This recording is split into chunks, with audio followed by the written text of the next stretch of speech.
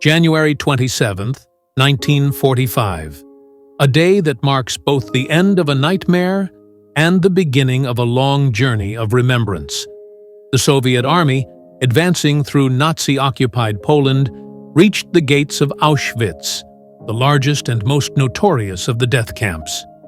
For over 5 years, Auschwitz had been a place of unimaginable horror.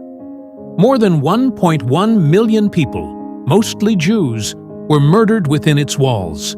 Gas chambers, medical experiments, forced labor, and starvation.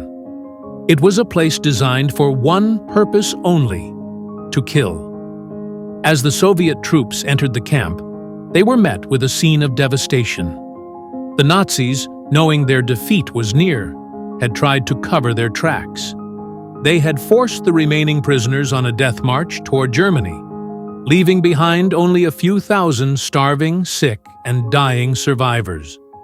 The liberators found emaciated bodies, broken souls, and the remnants of humanity.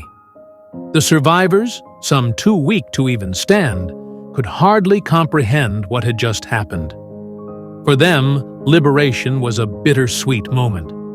They had been freed, but they were now the living witnesses of an atrocity too immense to fully grasp. The Soviet soldiers, in disbelief at what they encountered, could hardly find words. They found traces of the horrors, piles of personal belongings, gas chambers, and crematoriums still standing as silent witnesses. They understood they were not just liberating a camp, they were uncovering a history that needed to be told.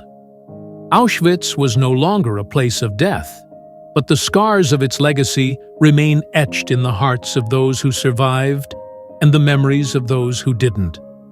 The liberation marked the end of Nazi rule in Auschwitz, but the story of those lost there, the millions who never made it out, would never be forgotten. Today, on January 27th, we remember the survivors. We remember the victims. And we vow to ensure the world never forgets the lessons of Auschwitz.